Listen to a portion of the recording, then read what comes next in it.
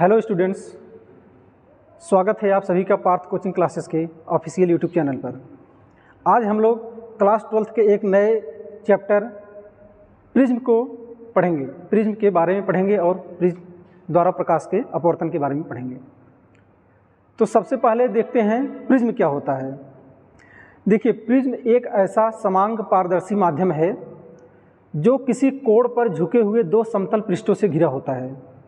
ठीक है, प्रिज्म एक ऐसा समांग पारदर्शी माध्यम है जो किसी कोण पर झुके दो समतल पृष्ठों से घिरा होता है। इन समतल पृष्ठों को हम लोग अपवर्तक पृष्ठ कहते हैं और जिस कोण पर ये अपवर्तक पृष्ठ घिरे होते हैं उस कोण को हम लोग अपवर्तक कोण या प्रिज्म कोण कहते हैं। ठीक है, देखिए इसकी डेफिनेशन अगर लिखा जाए तो प्रिज्म एक ऐसा समांग पारदर्शी माध्यम है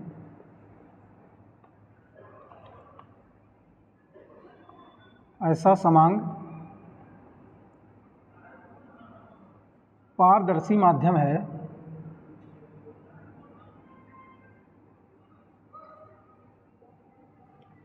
जो किसी कोण पर झुके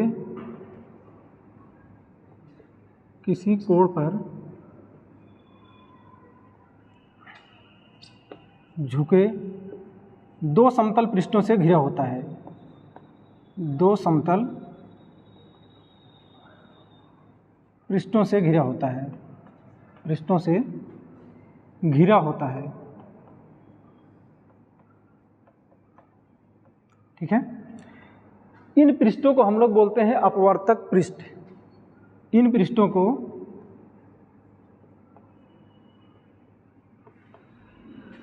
अपवर्तक पृष्ठ कहते हैं। अपवर्तक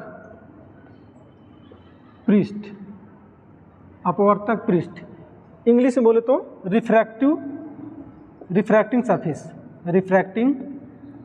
सरफेसेस। इन पृष्ठों को अपवर्तक पृष्ठ कहते हैं तथा दोनों पृष्ठों के बीच के कोण को अपवर्तक कोण या प्रिज्म कोण कहते हैं। अपवर्तक कोण या प्रिज्म कोण कहते हैं।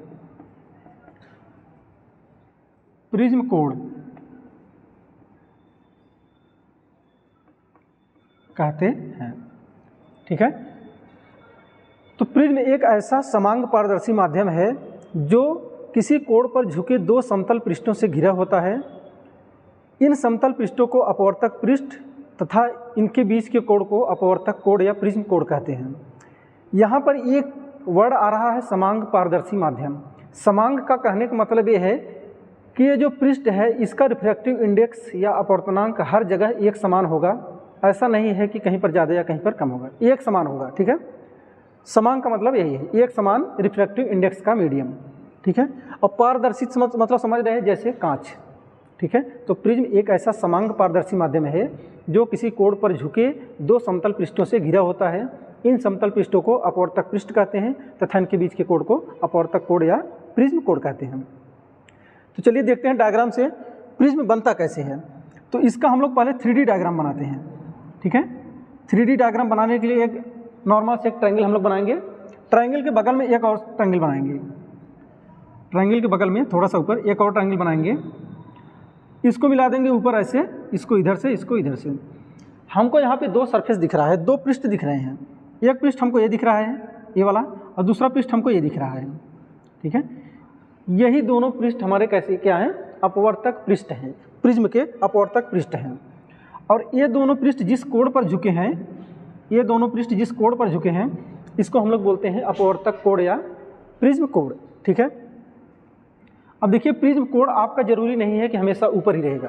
प्रिज्म कोण इधर भी हो सकता है, इधर भी हो सकता है, ऊपर भी हो सकता है। यह डिपेंड करेगा कि आपके प्रकाश की किरण किधर से इंसिडेंट हो रही है और किधर से उसका निर्गमन हो रहा है। ठीक है, अगर इसका हम 2D डायग्राम बनाएं, चलिए ये हमारा क्या है? अपवर्तक पृष्ठ हो गया। ये जो दोनों पृष्ठ हैं ये हमारे हैं अपवर्तक पृष्ठ। अपवर्तक पृष्ठ, और इनके बीच का जो कोण है इसको हम लोग बोलते हैं प्रिज्म कोण या अपवर्तक कोण, प्रिज्म कोण, एंगल ऑफ प्रिज्म। ठीक है, यहाँ पर मान लीजिए ए था, बी था, सी था, ए बी सी, ये हमारा प्रिज्म है। तो एंगल ए जो बना इसको हम लोग बोलते हैं एंगल ऑफ प्रिज्म कोण या अपवर्तक कोण। अगर इसका हम 2D डायग्राम बनाएं तो 2D डायग्राम में केवल इसके सामने का हम लोग परिच्छेद, मुख्य परिच्छेद को बनाते हैं। ठीक है, मेन क्रॉस सेक्शन को बनाएंगे प्रिज्म के। इस प्रिज्म के मेन क्रॉस सेक्शन को अगर हम लोग ए बी सी नाम दें, ठीक है, तो देखिए अगर इसमें प्रकाश की किरण इधर से जा रही है, अपवर्तन के बाद यहाँ जा रही, फिर उसके बाद इधर से इसका निर्गमन हो रहा है, यहाँ से प्रकाश की किरण गई, यहाँ पर अपवर्तन हुआ, यहाँ से निर्गमन हुआ, इस केस में आपका जो प्रिज्म कोण होगा ये ऊपर वाला हो जाएगा ए, एंगल ए जो होगा ये इसी को आप लोग बोलेंगे प्रिज्म कोण, ठीक है। लेकिन अगर हम लोग इसी प्रिज्म में ए बी सी नाम दें, ए बी सी, और प्रकाश की किरण को किसी दूसरे पृष्ठ से इंटर करा दें, आपतित करा दें, मान लीजिए प्रकाश की किरण को हम लोग यहाँ से आपतित करा दें और अपवर्तन इसका ऐसे हो, निर्गमन इधर हो जाए, ठीक है, इस तरह से, तो इस केस में आपका एंगल ऑफ प्रिज्म चेंज हो जाएगा। इधर आपका एंगल ऑफ प्रिज्म ए था, इस केस में एंगल सी जो है ये हो जाएगा प्रिज्म कोण,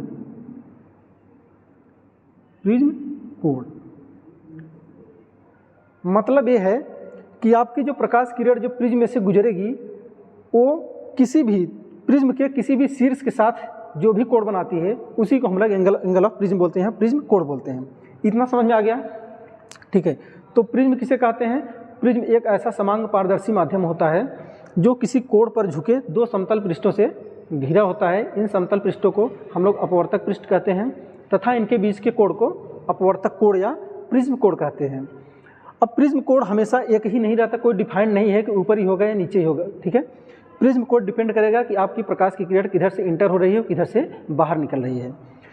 जिधर से प्रकाश किरण इंटर हुई और अंदर आपतित हुई ना, वो जिस प्रिज्म के जिस शीर्ष के साथ एंगल बनाएगी उसी शीर्ष को हम लोग बोलेंगे प्रिज्म कोण, ठीक है। चलिए अब हम लोग देखेंगे प्रिज्म द्वारा प्रकाश का अपवर्तन, ठीक है।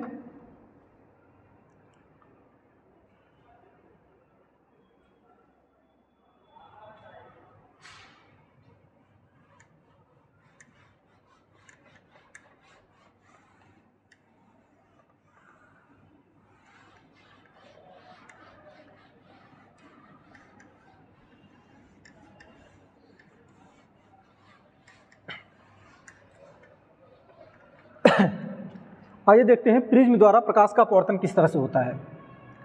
प्रिज्म द्वारा प्रकाश का अपवर्तन,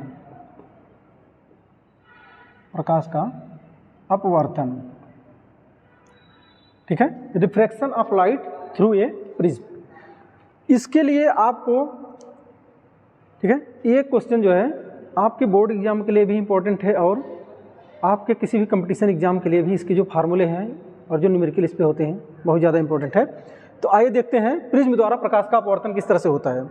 इसके लिए सबसे पहले आपको एक प्रिज्म बनाना पड़ेगा और प्रिज्म का आप केवल मुख्य क्रॉस सेक्शन बनाएंगे। पूरा प्रिज्म 3D में नहीं बनाएंगे, 2D में प्रिज्म बनाएंगे और थोड़ा सा प्रिज्म का साइज बड़ा बनाएंगे ताकि बहुत सारे एंगल को हमको डिफाइन करना है, वो एंगल आपको बनाने में आसानी हो, ठीक है। इसलिए प्रिज्म को थोड़ा बड़े साइज में बनाएंगे। ये हमारा प्रिज्म का मुख्य क्रॉस सेक्शन हो गया, इसको नाम दे देंगे ABC। ये हमारा प्रिज्म का मुख्य क्रॉस सेक्शन हो गया AB और C, ठीक है। अब देखिए इसमें इधर आपका एयर है, हवा है, जिसको हम लोग विरल माध्यम बोलेंगे, विरल माध्यम, ठीक है। इधर भी एयर है तो इधर भी विरल है, विरल ना, और इधर कांच है, प्रिज्म है तो यह है सघन माध्यम। इधर का अपवर्तनांक N1 मानिए, इसका अपवर्तनांक N2 मानिए और इधर का भी N1 हो जाएगा, दोनों एयर है। प्रिज्म के दोनों तरफ आपकी एयर है जिसका अपवर्तनांक N1 है और कांच का अपवर्तनांक को हम लोग मान लिए N2, प्रिज्म के पदार्थ का अपवर्तनांक N2 मान लिए। अब इस पे एक प्रकाश की किरण हम लोग आपतित कराएंगे, ठीक है। प्रकाश की किरण हम लोग कहीं से भी आपतित करा सकते हैं, लेकिन प्रकाश की किरण को हम लोग इस साइड से आपतित कराएंगे ताकि हमको सभी एंगल बनाने में आसानी हो। एक प्रकाश की किरण हमने ऐसे आपतित करा दिया, ठीक है। ध्यान ये देना है कि प्रकाश की किरण को जब भी हम लोग आपतित कराएंगे तो प्रिज्म के बहुत ऊपरी हिस्से में नहीं आपतित कराएंगे, आधे से निचले हिस्से में ही आपतित कराएंगे, ताकि एंगल जो भी एंगल बने वो एंगल बनाने में हमको असुविधा ना हो। तो इसलिए प्रकाश की किरण को हम लोग कुछ इस तरह से इधर ही आपतित कराएंगे, आधे से निचले हिस्से में। अब इस प्रकाश किरण का हम लोग कुछ नाम देंगे। मान लीजिए प्रकाश किरण है पी क्यू, पी क्यू नाम दे दिया हमने प्रकाश किरण को, ठीक है, पी क्यू। अब जितना चीज़ आप करते जा रहे हैं उसको आप लिखते जाएंगे। पी क्यू आपकी हो गई आपतित प्रकाश किरण, आपतित किरण, ठीक है, पी क्यू आपतित किरण हो गई। अब यहाँ पे माध्यम चेंज हो रहा है, विरल से सघन में जा रही प्रकाश की किरण तो अभिलंब की तरफ झुक जाएगी। जब भी प्रकाश की किरण विरल से सघन माध्यम में जाएगी तो अभिलंब की तरफ झुक जाती है। तो सबसे पहले यहाँ पर हमको अभिलंब बनाना पड़ेगा। अभिलंब हमको नहीं पता कहाँ है। अभिलंब देखिए किसी भी सरफेस के लंबवत होता है, जो भी अभिलंब हम बनाएंगे उस सतह के लंबवत बनाएंगे। ये भी हमारी सतह है, इसके लंबवत हमारा होगा अभिलंब, ठीक है, ये भी हम के लंबवत हो जाएगा हमारा अभिलंब। इसका नाम दे दीजिए N dash N, N dash हमने इसका नाम दे दीजिए, जो ए बी सतह पर अभिलंब है। अब प्रकाश किरण पी क्यू जा रही थी ऐसे, इसको जाना चाहिए था सीधा, इसको जाना चाहिए था सीधा, लेकिन चूंकि विरल माध्यम से सघन माध्यम में प्रकाश किरण जा रही है तो अभिलंब की तरफ झुक जाएगी। तो ये हल्का सा अभिलंब की तरफ झुक के इस तरह से चली जाएगी, ठीक है, प्रकाश किरण हमारी अभिलंब की तरफ झुक गई इस तरह से, ठीक है। अब इस प्रकाश किरण को कुछ नाम दे दीजिए क्यू, यहाँ पर आर, तो क्यू आर हो गया आपका अपवर्तित किरण, क्यू आर है आपकी अपवर्तित किरण। फिर से माध्यम चेंज हो रहा है, सघन से विरल में जा रही है प्रकाश की किरण तो अभिलंब से दूर हट जाएगी। अब यहाँ पर भी अभिलंब बनाना पड़ेगा, तो अभिलंब हमारा तल के लंबवत बनेगा, ये तल है, इसके लंबवत बन जाएगा हमारा अभिलंब ये। अब प्रकाश की किरण को जाना चाहिए था सीधा, लेकिन सघन से विरल में जा रही है तो अभिलंब से दूर हट जाएगी, ये प्रकाश किरण कुछ इधर से चले जाएगी। तो आर यहाँ पे इसको यस नाम दे दीजिए, और आर एस हमारी प्रकाश किरण मिल गई, इसको बोलते हैं निर्गत प्रकाश किरण, निर्गत किरण, ठीक है। तो पी क्यू हो गया, आर एस हो गया, पी क्यू, क्यू आर और आर एस। पी क्यू हमारी हो गई आपतित किरण, क्यू आर अपवर्तित किरण और आर एस निर्गत किरण, ठीक है। अब हम लोग क्या करेंगे, यहाँ पर सभी एंगल को मेंशन करेंगे।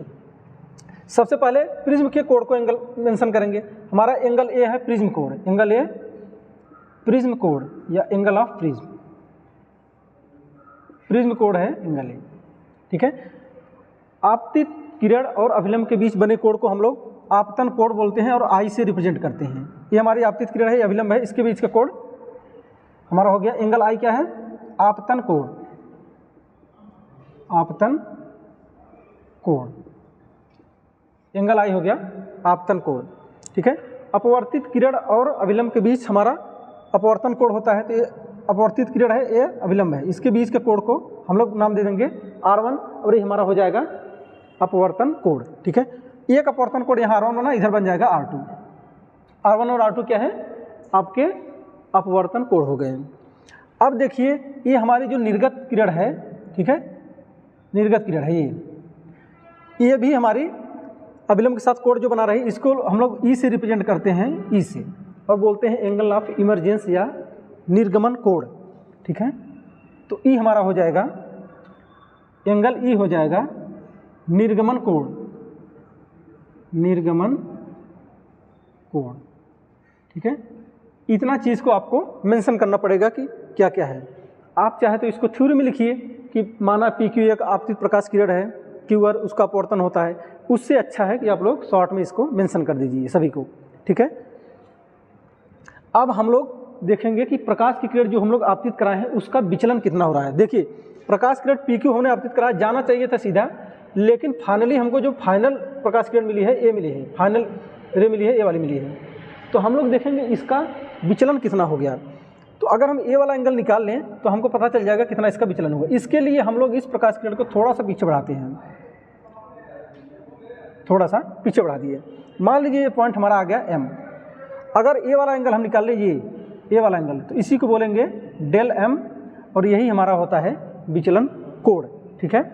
तो डेल एम हमारा हो जाएगा, डेल एम हो जाएगा विचलन कोण,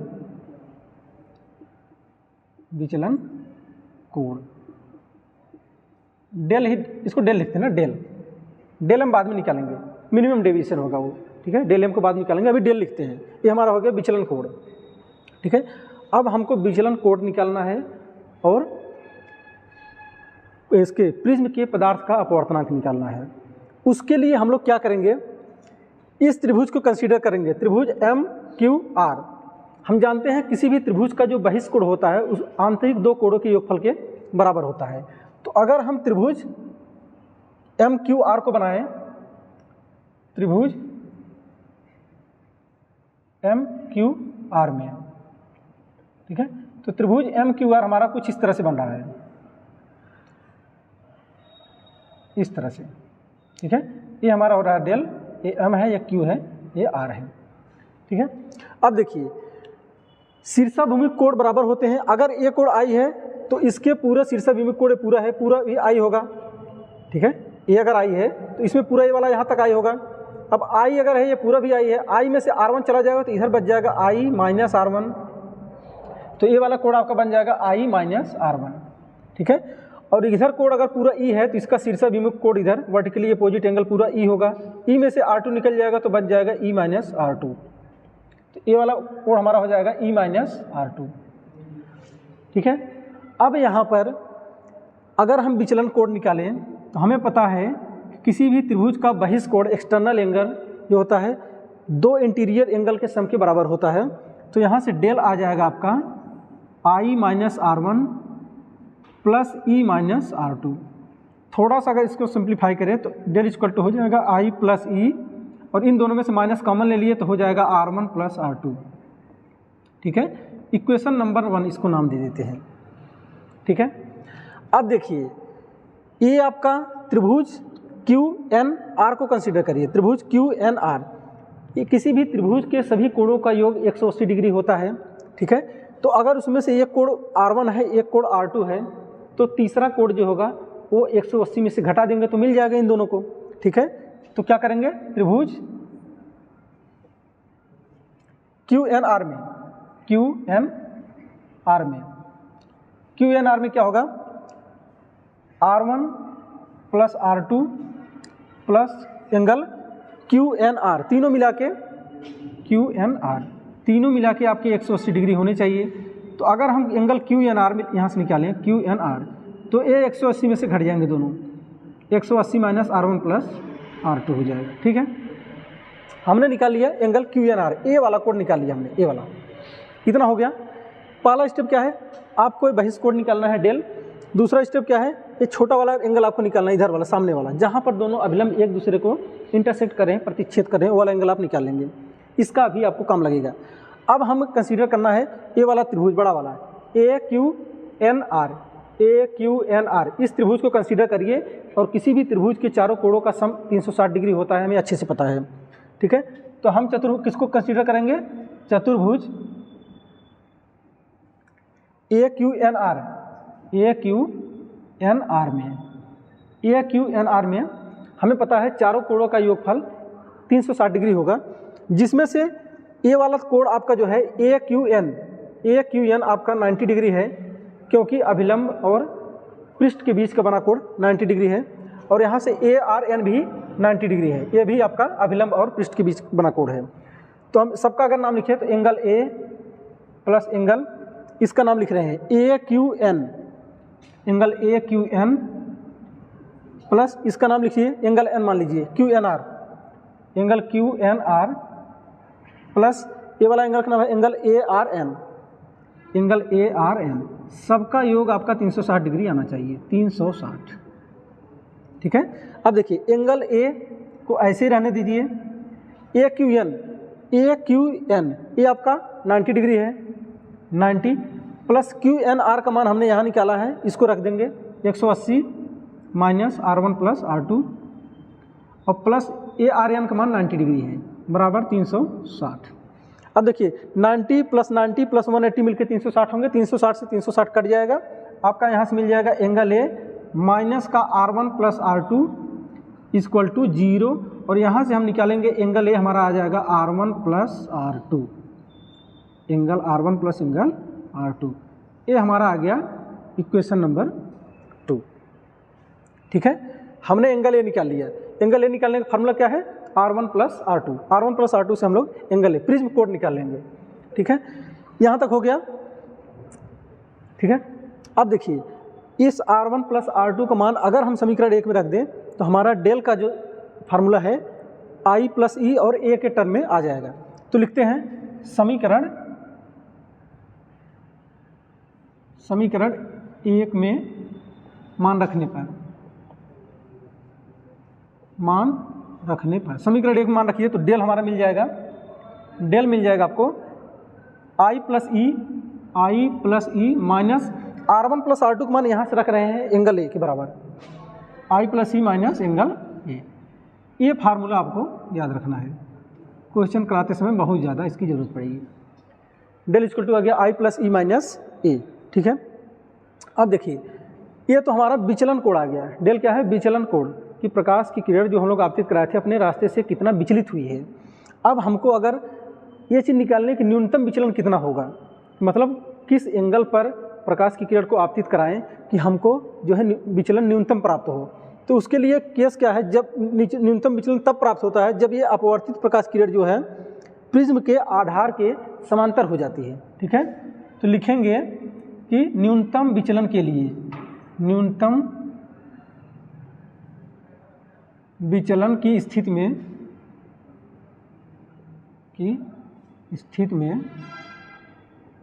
अपवर्तित किरण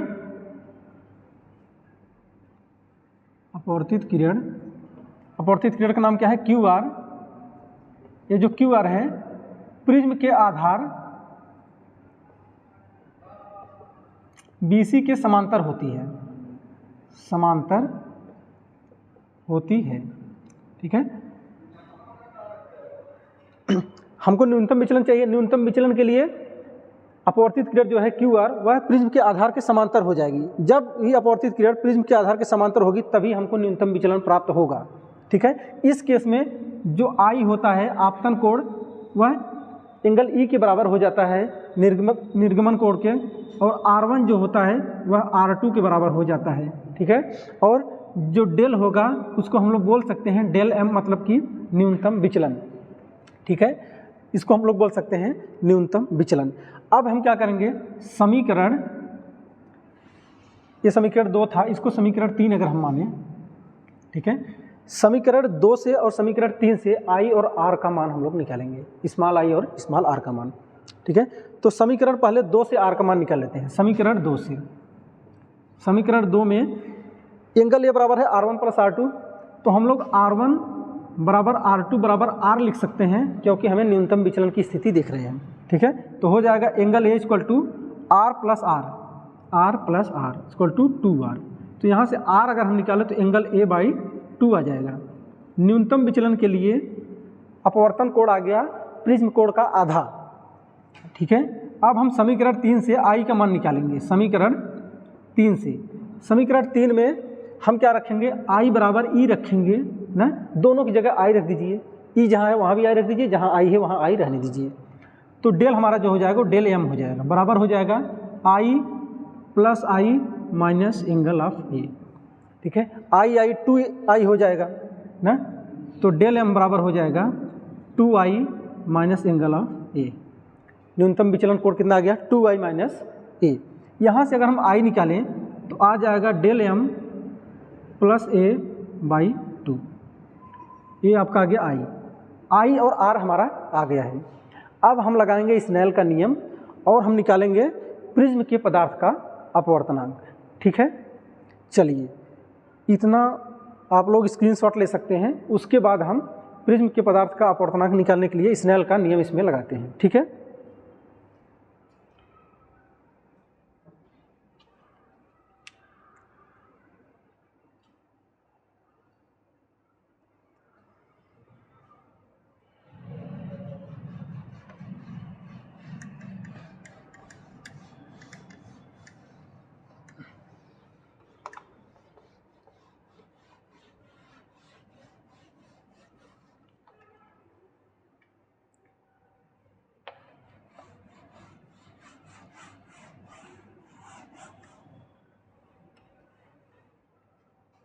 देखिए स्नेल के नियम से, स्नेल के नियम से, ठीक है, स्नेल के नियम से सबसे पहले लिख लेते हैं आई और आर हमारा आया क्या है।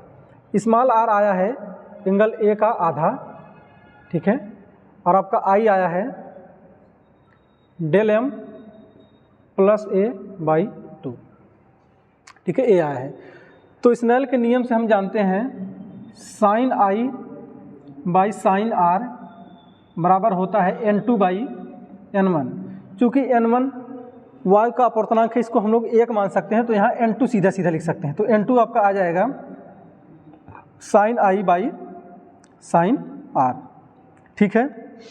अब हम आई और आर का मान रखेंगे, आई का मान ये रखेंगे, आर का मान इतना रखेंगे, तो n2 बराबर हो जाएगा sine del M plus A by 2 बटे sine A by 2, A by 2 ना।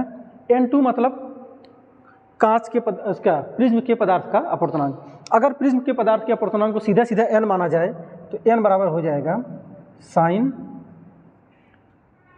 ए प्लस डेल एम बाई 2 बटे में साइन ए बाई 2।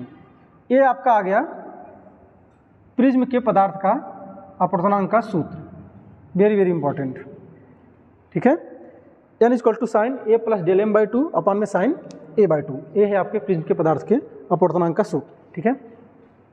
अब हम लोग देखेंगे अगर प्रिज्म बहुत पतला हो, ठीक है, प्रिज्म बहुत पतला हो तब उसके अपूर्णांक, उसका हम लोग न्यूनतम विचलन कैसे निकालते हैं, ठीक है। पतले प्रिज्म के लिए, पतले प्रिज्म के लिए,